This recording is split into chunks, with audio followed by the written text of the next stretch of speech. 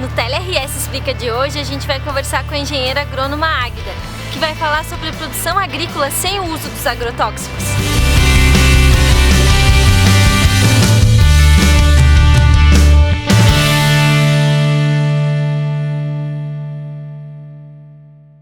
Então, Águida, como que se chegou no atual modelo agrícola? A agricultura, na realidade, ela surgiu em vários lugares do mundo já há mais de 10 mil anos. Então, ela surgiu, os relatos que se tem pelos estudos, surgiu com as mulheres, e as mulheres começaram a observar os homens caçando proteína animal, e aí começou a se observar que você poderia trazer isso de uma forma mais perto de produzir. Então, as mulheres estão muito vinculadas com a produção de alimentos. E a produção de alimentos, então, começou muito com a observação da natureza. E esse modelo, na verdade, ele foi sendo alterado. Então, muito se usava os próprios recursos da própria propriedade, utilizando os próprios adubos, seja orgânicos, a própria produção animal, vinculado com a produção vegetal e produzindo alimentos que usavam os próprios insumos da propriedade. Com o decorrer do tempo, foram surgindo realmente várias demandas, a população crescendo e aumentar a produção no mundo. Mas, principalmente pós a Revolução Industrial, com o surgimento de novas tecnologias, e aí, em especial pós-guerra, com o surgimento da indústria química, e no caso, pensando em agentes químicos, pensando na guerra, se teve um ensaio, o que vamos fazer com esses produtos químicos? E aí se começou a usar, então, esses produtos químicos também na produção agrícola. E aí, no Brasil, então, pós década de 70, foi instituída uma política de governo realmente voltada para uma produção de alimentos, com a população aumentando, então foi construído um novo paradigma voltado para uma produção em escala baseado em insumos químicos, que não eram mais aqueles insumos provenientes de suas próprias propriedades. E isso que acabou vindo, então hoje esse modelo ele foi instituído politicamente por uma política de governo para uma política agrícola voltada para uma produção de alimentos baseado muito em insumos químicos, que são hoje que nós denominamos, entre eles adubos químicos, muitas vezes chamados de NPK, e outros insumos, por exemplo, alguns chamam de agroquímicos, outros de defensivos agrícolas, mas a própria lei de agrotóxicos de 89 diz que são agrotóxicos. Então, existem diferentes realmente interfaces dentro dessa temática que são usados esses produtos dentro de uma produção em escala. Então, hoje, esse modelo hegemônico de produção ele foi construído a partir, então, dita de uma modernização conservadora, chamada também de Revolução Verde, para a produção de alimentos em grande escala. Não só alimentos, mas produtos agrícolas. Não necessariamente todos são diretamente alimentos para a sociedade. Nesse atual modelo agrícola, o uso dos agrotóxicos ele tem diminuído ou aumentado? Infelizmente, ele tem aumentado bastante. Pelos dados que nós temos de comercialização, principalmente importação, o Brasil é um grande importador de agrotóxicos, ele tem aumentado drasticamente, principalmente a partir de 2000, em especial a partir da liberação de cultivares transgênicos.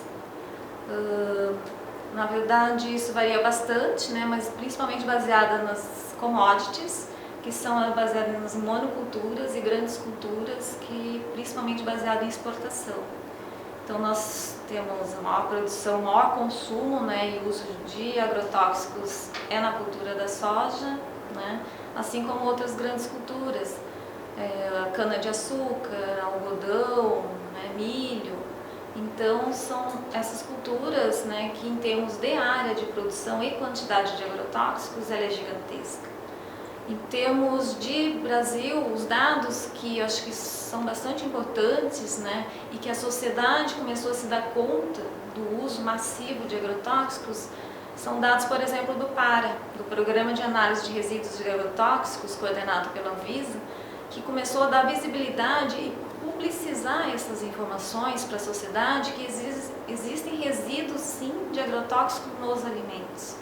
Só que muitas vezes esses alimentos, então, o que a sociedade enxerga que são as hortaliças e as frutas, mas nós temos então, é no próprio arroz, é no feijão, né? É no milho, né? Então assim, é na cana de açúcar que está sendo produzida e produzindo o açúcar, então é o óleo, é a soja que está produzindo óleo de soja, então são esses alimentos que chegam também na sociedade e muitas vezes as pessoas, os consumidores não se dão conta desses resíduos de agrotóxicos nesses alimentos. Então, o resíduo de agrotóxico por si só, ele não é apenas no alimento que estamos consumindo. Na verdade, ele está no ambiente, né? Ele está no solo, ele ficou na água, ele está no ar, ele está nas pessoas, tanto quem está usando como os consumidores que estão na cidade que muitas vezes não estão se dando conta desses agrotóxicos que estão sendo utilizados lá no campo. Então, acho que a importância, né, de se ter um sistema de produção, sim, né, mas de um desenvolvimento rural realmente sustentável, a gente tem que se questionar para quem é esse desenvolvimento sustentável. Se é baseado em exportação, quem está ganhando com essa exportação? Né? Quando a gente diz que quem produz alimentos, boa parte, é a agricultura familiar, sim, porque a maior parte dos estabelecimentos, mais de 80% dos estabelecimentos rurais no Brasil são de pequenos agricultores. Só que tem cerca de 1/4 da área desse país. Então, sim, é importante, né, um segmento da sociedade que produz esses alimentos. Então, a questão do sistema de produção, ele está vinculado em quem produz, em como produz e onde produz. Então, é possível, sim, se produzir, né, um sistema, né, ter um sistema de produção mais sustentável. Deveríamos ter muito mais políticas públicas, felizmente estamos tendo, né, seja em âmbito federal, como em âmbito estadual, né, estamos elaborando o Plano Estadual de Agroecologia e Produção Orgânica, primeiro plano estadual no Rio Grande do Sul, que será lançado para 4 anos. Então, temos, sim, né, como avançarmos na produção. E Águida, é possível uma produção agrícola sem o uso dos agrotóxicos? Bom, a produção agrícola sem agrotóxicos, ela não é só possível, como ela é real, né? Nós temos experiências, por exemplo, no Rio Grande do Sul, já de mais de 30 anos, né? Desde assistência técnica, né, que agricultores com esse modelo hegemônico de produção baseado em alta carga de insumos, tem que ter crédito, né, para se adquirir tanto as sementes melhoradas, como esses adubos químicos, como os agrotóxicos, e muitos agricultores foram sendo excluídos desse processo e desse sistema de produção. Então, hoje, né, esse sistema de produção agrícola hegemônico, na realidade, ele é para muitas pessoas e para grandes empresas e mesmo pequenos agricultores também produzem desse sistema de produção que nós dizemos convencional, que é esse sistema baseado em alta carga, né, e uso de insumos. Mas na realidade, muitas vezes, se você colocar na ponta do lápis, ele não é tão sustentável nem economicamente usando esse sistema de produção. Então, o que está tendo assim hoje está se resgatando e se criando, sim, novas alternativas ou novas formas de produção de insumo para pequena escala. Então, pequenos agricultores que muitas vezes nem têm acesso a crédito para comprar esses insumos, acabam usando muitas vezes recursos próprios, né? Então, o agricultor, ele é extremamente criativo também. Então, acho que a criatividade do agricultor, né, e ele está na lida. O pequeno agricultor é ele que vai plantar, é ele que vai colher, que é diferente de eu ter uma máquina, né, produzir, né, muitas vezes ele não tem esses equipamentos adequados, inclusive para pequena escala. São grandes máquinas adaptadas para grandes áreas. E a realidade do Rio Grande do Sul, que nós temos mais de 80%, tem menos de 4 módulos fiscais. Então, muitas vezes são pequenas áreas. E aí o agricultor depende muito da sua própria mão de obra. E aí, então, na realidade, nós precisamos, sim, ainda muito desenvolvimento, seja de tecnologias, seja de equipamentos, e também melhorar insumos. Seja insumos do ponto de vista de repor aos próprios nutrientes que você vai, o alimento, uma vez que você colhe, você está extraindo esses nutrientes do solo. E aí para você repor, tu vai ter que repor esse nutriente para o solo, porque senão o solo também, tu tem que retroalimentar. Então o sistema ecológico de produção, ele prevê exatamente isso, que você tem que olhar o solo como dentro do seu agroecossistema, dentro da sua propriedade, tu tem que enxergar aquilo como um todo e que tem um sistema que é vivo.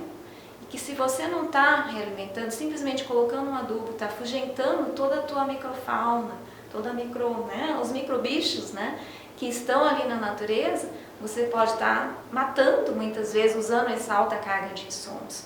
E no sistema biológico, ecológico, tu exatamente incentiva toda essa vida. E essa vida que vai traduzir em alimentos com qualidade. Então uma coisa é um alimento seguro, isento de resíduos de agrotóxicos, ele pode até estar isento do ponto de vista de estar sem uma das críticas que a gente ouve muito com os alimentos orgânicos, mas ele pode estar contaminado com alguma bactéria, mas isso em qualquer sistema de produção ele pode estar. Tudo bem, eu posso usar um adubo orgânico, mas vamos usar um adubo orgânico que seja compostado, que você diminui a carga microbiana. Então existem práticas sim de você ter um alimento realmente saudável. Usar um biofertilizante, mas que também de usar de uma forma adequada e também para que você tenha esse alimento então, com uma qualidade biológica muito melhor. E isso muitas vezes você não se traduz simplesmente em quantidades de nutrientes, simplesmente ou fazendo uma dieta, simplesmente ver em calorias ou quantidade ou em porções, mas o que de fato é aquele alimento. Então por isso o sistema de produção ele está direto então o como produzir, e esse como produzir muitas vezes está vinculado o jeito de produzir, o quem produz e onde produz. Então é possível sim se produzir, né, sem agrotóxicos. Né? Acho que sim, temos que desenvolver produtos realmente que sejam autorizados para a produção orgânica, né? De uma forma que você sim tenha controle, mas não matando todos os insetos, mas deixando, por exemplo, os insetos benéficos para que aquele sistema realmente ecológico seja vivo. E isso que é diferente de você simplesmente usar um solo como se fosse um objeto de plantar, colocar e ter um produto. Mas é o que é um alimento de fato. Né? Acho que é essa a questão que a gente tem que se perguntar. E a produção orgânica, ela é feita apenas em pequena escala ou ela pode ser feita em grande escala também? Bom, a produção de alimentos, principalmente alimentos ecológicos e orgânicos, tem todo um regramento na realidade para a certificação de alimentos orgânicos, que inclui diversas formas, estilos e modelos de se produzir, seja biodinâmico, seja natural, permacultural, existem diferentes formas de se produzir, não existe um modelo único. Então ele é bastante heterogêneo, na verdade, e muitas vezes ele é único, porque ele foi construído e produzido dentro daquela propriedade, daquela realidade. O que é diferente de um sistema de uma produção que você se baseia realmente num sistema de produção que você é genérico, tipo, vou produzir do mesmo jeito em qualquer lugar, né?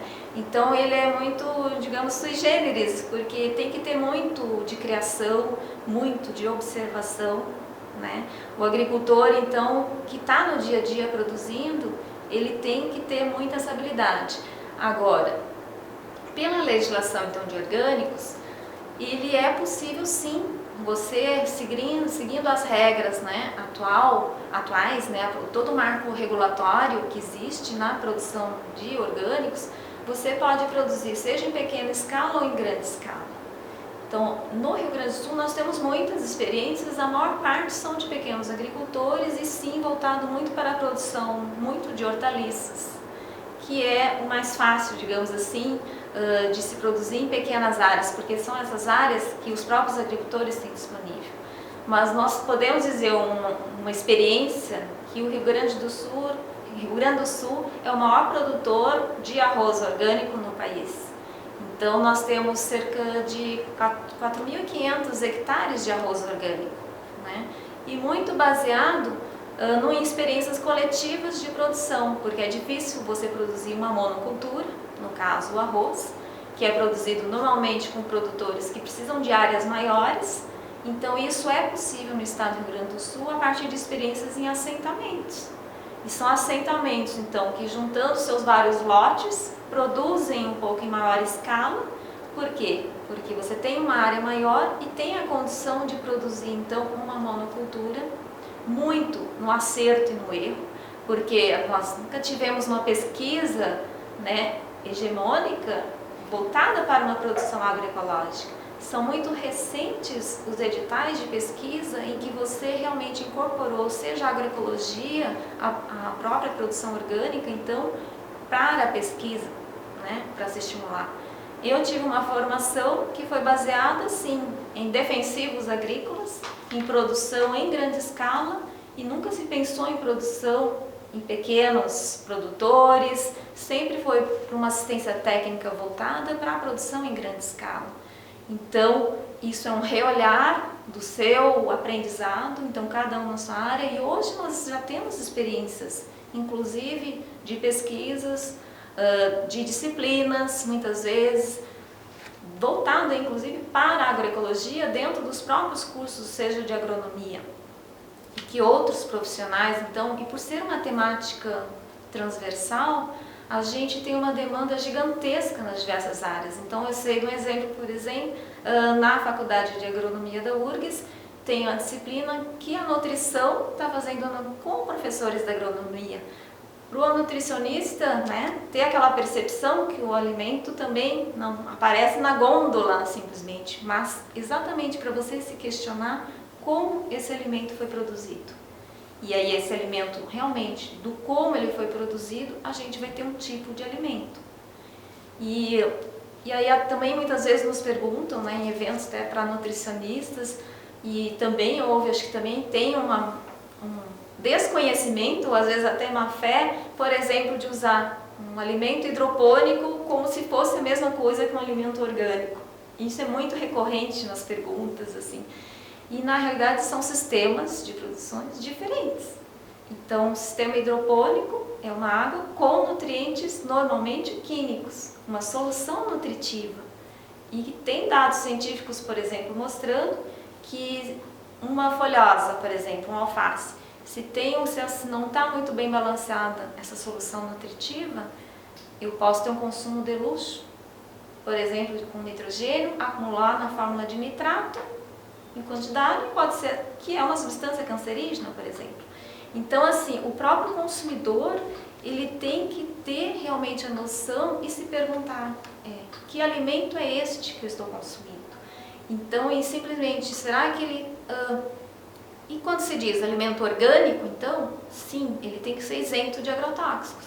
Mas o que acontece hoje com a legislação, o produtor ecológico, o produtor orgânico, ele tem que, na verdade, se proteger do todo o teu entorno, e as áreas muitas vezes são muito pequenas, para não ter a deriva de agrotóxicos do vizinho que está aplicando agrotóxico. Então, assim, a legislação hoje é quem produz, na verdade, sem agrotóxico, e tem que se proteger com quem produz. E, ao mesmo tempo, quem produz com agrotóxicos não tem que ficar comprovando que ele está produzindo dentro dos níveis de segurança, respeitando os períodos de carência, e que aquele alimento está com resíduo, mas pelo menos dentro do limite máximo de resíduo autorizado. Então, hoje, essas garantias enquanto consumidores, acho que nós, todos nós que somos consumidores, temos que saber disso e começar a cobrar, sim, né? Também, seja do supermercado, seja do mercadinho, e saber, tem agrotóxico? Tem resíduo dentro do permitido, pelo menos? Ou eu tenho uma opção, eu posso comprar um alimento que está sendo cultivado, orgânico, certificado, ou que tem uma certificação que pode ser de terceira parte, ou participativa, ou que existe um controle social realmente desses produtores, ou eu posso produzir, por exemplo, na minha casa, alguns produtos. Quando as pessoas dizem, o alimento orgânico ele é muito caro, eu falei, bom, tem consumidor que já me diz, meu plano de saúde é a feira ecológica. Eu deixo de comprar roupas, né? Eu uso meu carro, é bem velhinho, mas ele anda, não é a última, sabe? Mas são opções, né? Então são opções enquanto consumidor. Eu gostaria que existisse uma pesquisa e que realmente fizesse esse comparativo. O quanto que eu gasto numa feira ecológica, o quanto que eu gastaria para comprar um produto convencional. O quanto que eu vou gastar em saúde, em problemas decorrentes que podem ser ou não, né? Mas o alimento é um fator, uma variável realmente que pode estar agregada realmente a certas doenças. Então, e várias, na verdade, comprovadas, né? Não só a doença, né? Mas com outros problemas, né? Seja má formação congênita, seja problema, né, neurológico. Então, assim, tem, por exemplo, agrotóxicos que pode aumentar déficit de atenção.